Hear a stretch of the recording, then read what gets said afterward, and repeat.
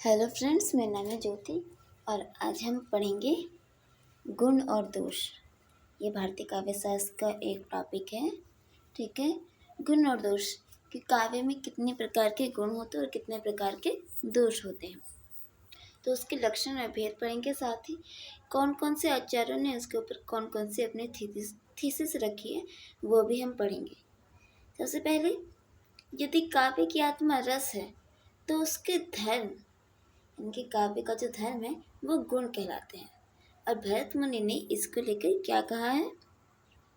भरत मुनि ने गुणों को दोष का विपर्याय यानी कि विरोधाभासी शब्द जिसे कहते हैं, इनके अपोजिट का जो शब्द होता है वो माना है। ठीक है, गुण विपर्याद येषाम माधुर्योदाय लक्षणा, ये उन्होंने नाट्य शास्त्र की काव्यमाला में अपना शब्द रखा है। फिर अगला पैराग्राफ है, अतएव विपर्यस्ता गुणा काव्येषु कीर्तिता, ये भी इन्होंने नाट्य शास्त्र में से रखा है।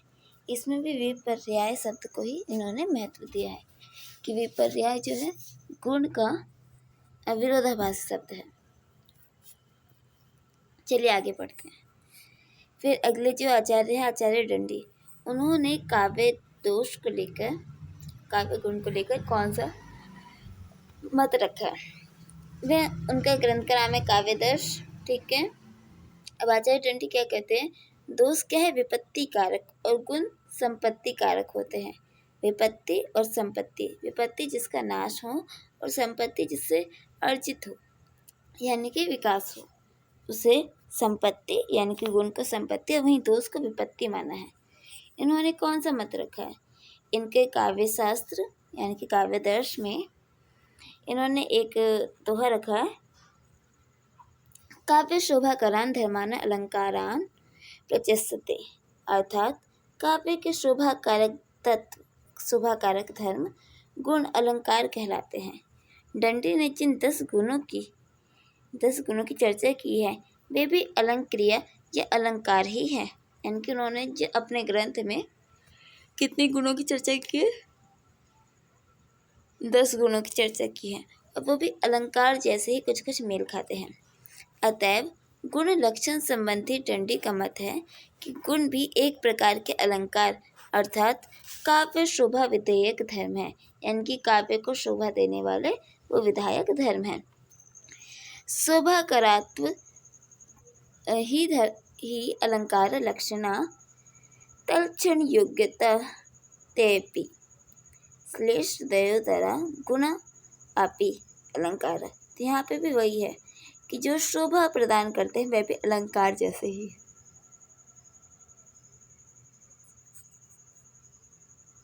साथ ही उन्होंने ये भी माना है कि गुण काव्य के स्वतंत्र अंग हैं, वे रस के आश्रित नहीं हैं। क्योंकि क्या माना गया है कि रस अगर आत्मा है तो कहीं ना कहीं उसकी जो तत्व यानी कि जो धर्म है क्या है, वो गुण है। और यहाँ पे दंडी जी ने क्या माना है कि यहाँ पे इन्होंने ये माना है कि गुण काव्य का स्वतंत्र अंग है। ठीक है, वो रस के आश्रित नहीं है। यहाँ पे इन्होंने ये अपनी थीसिस रखी। चलिए अब अगले पढ़ते हैं।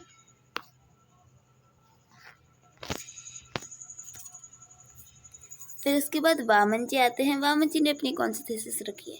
वामन जी कहते हैं गुण नित्य माना है। गुण को उन्होंने क्या माना है? नित्य माना है। गुणों के बिना काव्य में शोभा नहीं आ सकती। ठीक है, गुणों के बिना काव्य में शोभा नहीं आ सकती। गुण शब्द और अर्थ का धर्म है। यानी कि गुण क्या है? शब्द और अर्थ के धर्म है।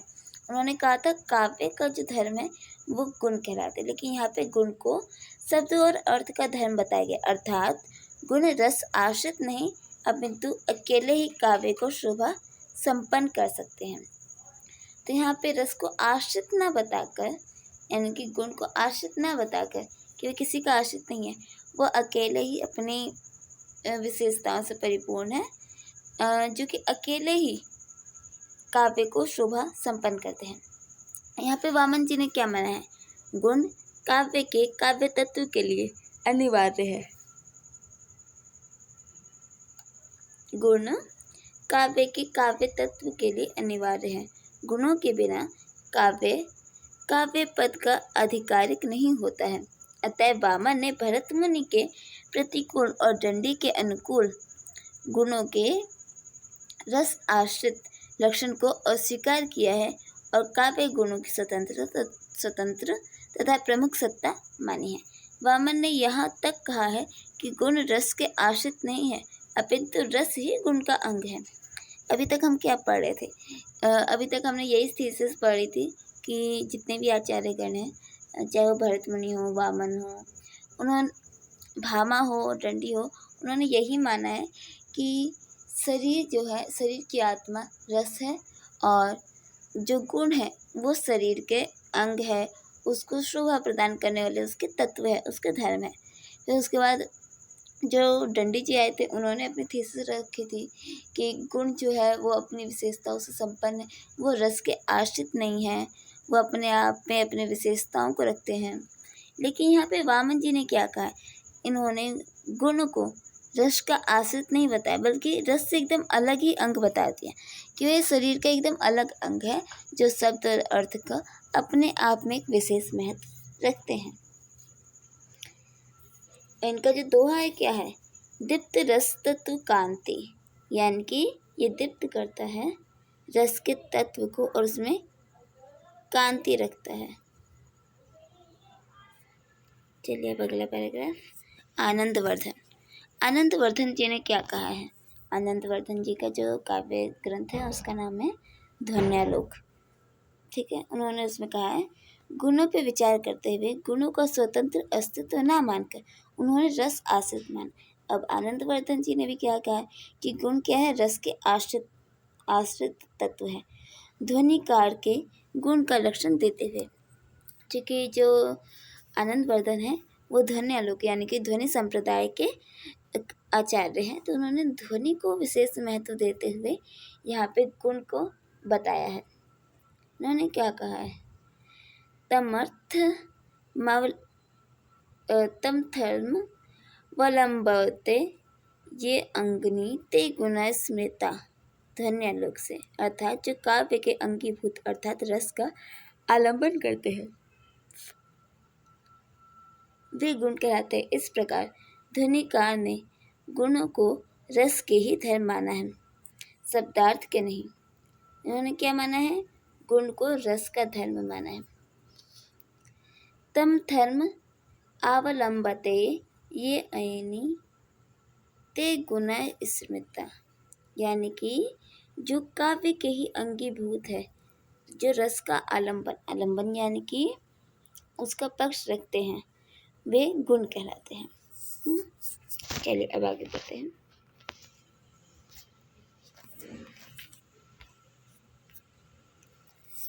फिर उसके बाद आचार्य मम्मट ने आनंदवर्धन के गुण लक्षण को और स्पष्ट करते हुए कहा, इन्होंने भी एक्सेप्ट किया है कि जो गुण है वो भी रस के ही आलंबन में आते हैं।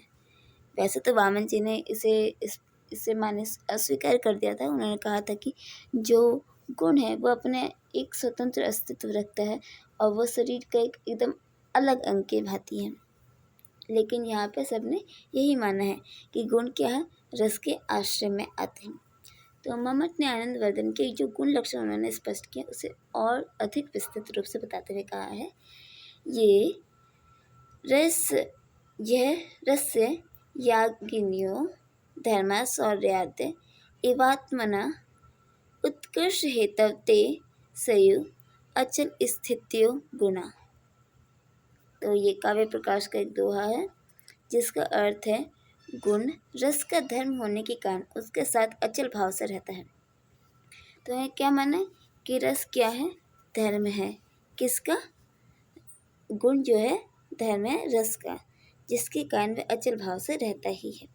और उसके उत्कर्ष यानी कि एक उत्कर्ष होता है, एक अपकर्ष होता है। उत्कर्ष यानी कि उसका कल्याण करना और अपकर्ष उसकी दुर्दशा कर देना।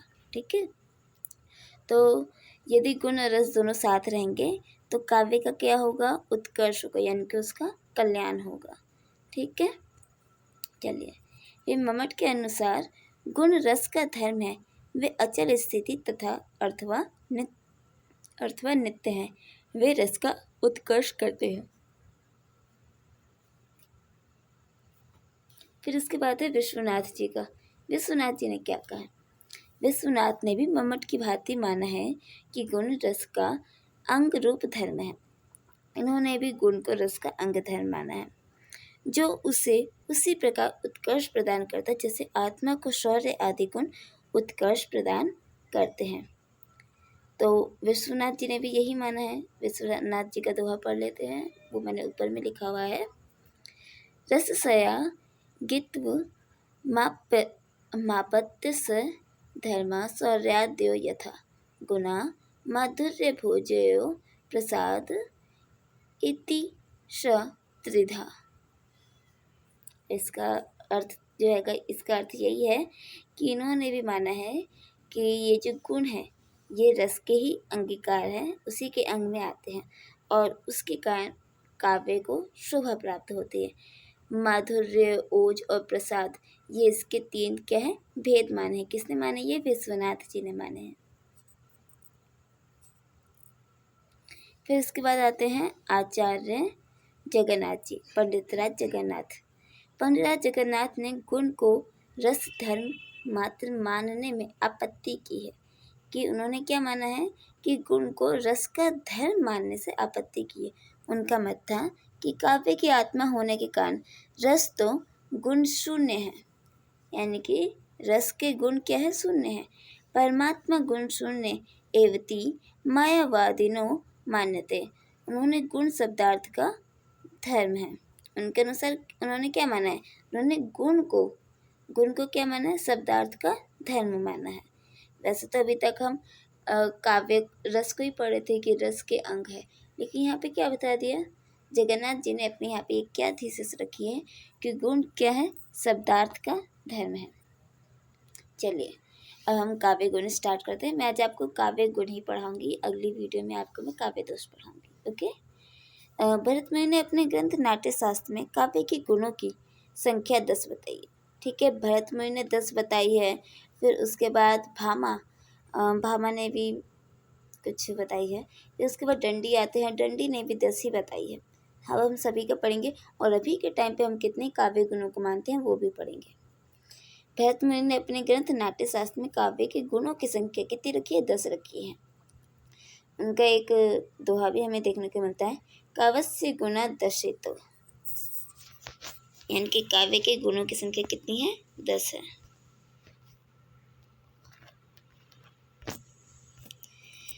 जिसमें है श्लेष प्रसाद समता समाधि माधुर्यम मोज प्रसादो कुमार्यम अर्थस्य च व्यक्तिरुदारता च कांतिश्च काव्यस्य गुणा दशेते। इनका ये दोहा है, इसमें 10 के 10 उनके गुण आ जाते हैं। फिर डंडी जी ने भी काव्य के 10 गुण स्वीकार किए हैं।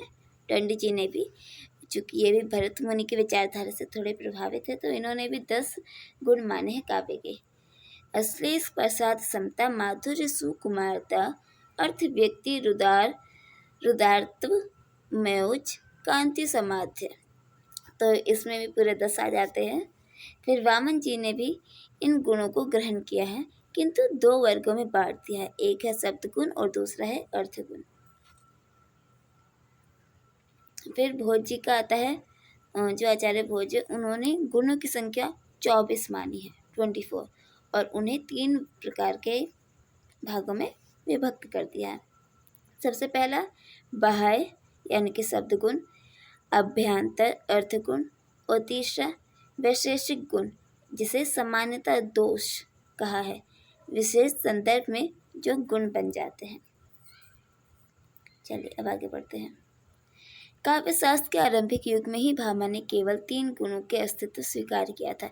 बाद में जब ध्वनि रसवादियों ने काव्य के सभी अंगों की पुनर्व्याख्या की तो भामा के ये तीनों गुण ही मान्य साबित हुए। तो भामा जी द्वारा जो मत रखा गया उसी के अंतर्गत ये 3 गुण माने गए हैं, और अभी के टाइम पे उन्हीं के ही गुणों को थोड़ा ज़्यादा महत्व दिया जाता है। तो ध्वनिवादी जो ध्वनि और रसवादी जो आचार्य थे, उन्होंने जब गुणों की पुनर्व्याख्या की तो भामा ने जो 3 गुण मान्य किए थे तो उन्हें वही ज़्यादा स्वीकृत हुए। गुणों को जब रस धर्म मान लिया गया तो उनका रूप बाह्य तथा मूर्त न रहकर आंतरिक हो गया। बाह्य यानी कि बाहरी, मूर्त यानी कि मूर्ति रूप न रहकर आंतरिक हो गया। तभी उन्होंने काव्य का क्या माना, धर्म माना है गुण को। आंतरिक हो गया है, वे चित्रवृत्ति रूप माने गए हैं। चित्रवृत्ति यानी कि हृदय में जो भावनाएं होती हैं उसके रूप माने गए हैं। काव्य स्वादन की स्थिति में चित्त की 3 अवस्थाएं होती हैं, यानी कि यदि काव्य का स्वाद लेना है तो उसमें चित्त की 3 अवस्थाएं शामिल होती हैं। पहला है द्रुति, दीप्ति और तीसरा है व्यापक तत्व। गुण भी उसी के अनुसार 3 प्रकार के होते हैं। इसमें पहला ओज है, पहला माधुर्य है, दूसरा ओज है, फिर तीसरा प्रसाद है। चलिए आगे बढ़ते हैं।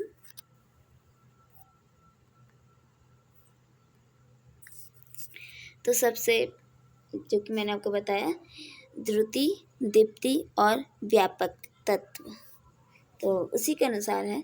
सबसे पहला है माधुर्य गुण। माधुर्य गुण जैसे कि द्रुति, ये क्या है, ये हृदय की स्पंदन अवस्था है। जब हृदय में कोई भावनाएं ऐसे प्रवेश कर जाती है कि हृदय जो है एकदम पिघल कर कोमल, एकदम सॉफ्ट हो जाए, जिसे देखते के साथ हमारे मुंह से हंसी या फिर हमें रुलाई छूट जाए, ऐसी स्थिति को माधुर्य गुण कहा गया। ऐसा काव्य जो पाठक व श्रोता के हृदय के भावों को पिघला दे। इसमें श्रृंगार रस की संयोग व वियोग अवस्था, शांत रस व करुण रस सम्मिलित है। इस गुण में ट वर्ग के वर्णों का प्रयोग नहीं होता है। ट वर्ग आपको बताया था मैंने।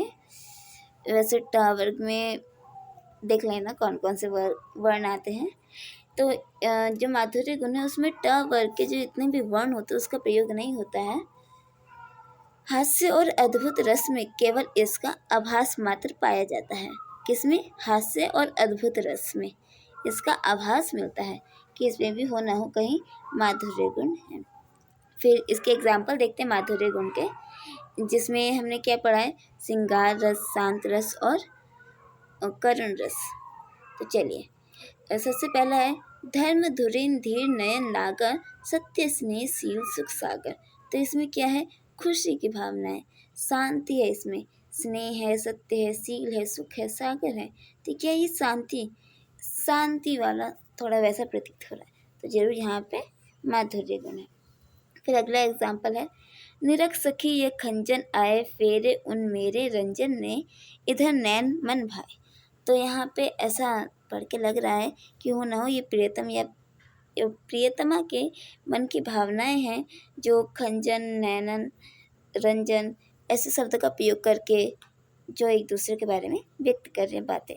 तो यहाँ पे भी श्रृंगार अवस्था देखने को मिलती है। तो यहाँ पे कौन सा गुण आ जाएगा, माधुर्य गुण। चलिए फिर ओज गुण। ओज गुण जिसे कि दीप्ति कहा गया है। दीप्ति का अर्थ होता है उत्तेजना, आवेग, उत्साह, जोश, उमंग, ऊर्जा तथा शक्ति। जो शरीर में एक नए उत्साह का प्रजनन कर दे उसे ओज गुण कहा गया है। ओज गुण में कौन कौन से रस आते हैं, वीर रस, रौद्र रस, भयानक रस, विभत्स रस दिखाई देते हैं। ये जो ओज गुण है इसमें द्वित्व वर्णों का प्रयोग देखने को मिलता है। द्वित्व वर्ण जिसमें आधा का पूरा का, जैसे बिल्ली, आधा ला बड़ा ला, ठीक है। तो ऐसे ये हमें द्वित्व वर्ण हमें ओज गुण में देखने को मिलता है। फिर ओज गुण में भावत्व, भव्यता, विस्तार, कठोरता और उदारता जैसे शब्दों का प्रयोग काव्य में देखने को मिलता है। क्योंकि ये वीर उत्साह वाला है तो जाहिर सी बात है कि इन लोगों के मन में उत्साह भरने के लिए, वीरता अपने अंदर के सामर्थ्य को वापस जगाने के लिए उसके मन में ऐसी भावना डालनी पड़ती है कि वो अपने आप को औरों से सबसे अलग, श्रेष्ठ समझे और अपने आप को उस कार्य करने योग्य समझे। तो इसलिए ये जो ओज गुण के जितने भी काव्य आते हैं उसमें भव्यता होती है, एक अपने आप में एक विराट स्वरूप जो अपने आप को सबसे श्रेष्ठ महसूस करवाता है, ठीक है। इस ओज गुण के छंद में कठोर वर्णों का आभास हमें देखने को मिलता है कि इसमें जो वर्णों का प्रयोग होता है वो कठोर होते हैं। चलिए आगे पढ़ते हैं।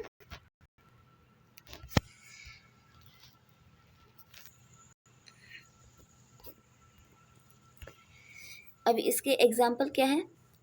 डिगती उबरी रति गुरबी सब पबे समुद्र सर, बयाल बाधिर तेही काल बिकल दिक्पाल चराचर। अब ये जो है थोड़ा थोड़ा हमें ऐसा फील लग रहा है कि ये किसी युद्ध के लिए कहा जा रहा है। बयाल बाधिर तेही काल बिकल दिक्पाल चराचर, तो यहाँ पे हमें युद्ध की फीलिंग आ रही है। तो यहाँ पे हमें ओज गुण देखने को मिलता है। जगी ज्योति जहाँ जूझ की खची खगी खंग खुली झूमी, रंगी रुधिर सो धूरी सो धन्य धन्य रणभूमि। तो यहाँ पे रणभूमि का है, जिसे रणभूमि को धन्य धन्य किया जा रहा है कि मानो हृदय में ज्योति जग गई हो और खगी खंज खुली झूमी, कि हमारा जो मन है वो झूमने का मन कर रहा है, और जो हमारे शरीर का जो रुधिर है वो ऐसे झूम रहा है कि वो रणभूमि उसे प्रणाम कर रहा है। तो ये भी हमें रणभूमि से थोड़ा आभासित हो रहा है कि ये होना हो रणभूमि का ही है। तो यहाँ पे भी हमें ओज गुण देखने को मिलता है। और ये ओज गुण के काव्य मुख्यतः चारण काल के कवियों द्वारा लिखे गए हैं, जैसे कि भूषण, दिनकर, जिन्होंने अपने राजा महाराजाओं की सृष्टा बताने के लिए काव्य ग्रंथों का निर्माण किया है। फिर उसके बाद अगला जो आता है प्रसाद गुण, जहाँ सरल सुबोध भाषा में कर्ण कटु शब्दों और दीर्घ समासों का परिहार कर काव्य की रचना की जाती है, वहाँ क्या होता है? प्रसाद गुण होता है। जहाँ पे सरल और सुबोध भाषा होती है, एकदम सिंपल भाषा, कि मानो काव्य भी हो गया और हमने ऐसा बोला कि सामने वालों को एकदम समझ में आ गया, मानो कि ये अभिधा शब्द शक्ति जैसा है, एकदम सिंपल अर्थ इंसान को समझ में आ जाए। अभी तक के हमने जितने भी एग्जाम्पल पढ़े उसमें बहुत मुश्किल है कि हमें कुछ समझ में आया होगा। तो ये प्रसाद गुण है, ये एकदम सिंपल अर्थ वाले काव्य को कहा जाता है। अब इसमें क्या है? प्रसाद गुण इस तरह से है कि मानो जैसे सूखे ईंधन में अग्नि तुरंत व्याप्त हो जाती है, उसी तरह से पाठक के हृदय में सरलता से व्याप्त हो जाती है क्या? काव्य का अर्थ। तो यहाँ पे प्रसाद गुण को सूखी हुई लकड़ी के समान बताया गया है। जिस प्रकार वो सूखी लकड़ी अग्नि जल्दी पकड़ लेती है, उसी प्रकार जो मानव मन है वो काव्य के इस प्रसाद गुण को बहुत ही शीघ्रता से पकड़ लेता है। ये प्रसाद गुण की विशेषता क्या है? इसमें स्वच्छता होती है, स्पष्टता होती है, सरलता होती है और सहजता होती है। इसमें क्लिष्टता नहीं होती, यानी कि शब्द जो क्लिष्ट भाषा में नहीं होंगे, ज़्यादा हार्ड नहीं होंगे, डिफ़िकल्ट होंगे, और इतनी भी ज़्यादा भारी भरकम शब्द नहीं रखे जाएंगे कि इंसान पढ़े तो उसे तोड़ना पड़े, उसको अर्थ निकालते निकालते वो पागल हो जाए। इसकी भाषा सरल व सुबोध होती है। ये अर्थ की प्राप्ति तुरंत हो जाए, वही प्रसाद गुण है। अब देखिए एग्जाम्पल है, वह आता दो टुक कलेजे के करता, पछताता पथ पर आता। तो इसका मीनिंग हमें सिंपली समझ में आ गया, कोई आया उसने कलेजे के मानो जैसे 2 टुकड़े कर दिए हो और हमें पथ पर पछताता हुआ तड़पता हुआ छोड़ के खुद चला जाता है। तो फ्रेंड्स यहीं पे काव्य गुण समाप्त होता है। मैं आपको अगली वीडियो में काव्य दोष पढ़ा दूंगी। ओके, इस वीडियो को एंडिंग तक देखने के लिए बहुत बहुत धन्यवाद। थैंक यू, शुक्रिया। मेरा नाम है ज्योति, मेरे चैनल का नाम है एक्चुअली आइकन। आप प्लीज़ मेरे चैनल को लाइक करें, शेयर करें, सब्सक्राइब करें। आपकी क्वेरीज हो तो आप मुझसे पूछ सकते हैं। Thank you.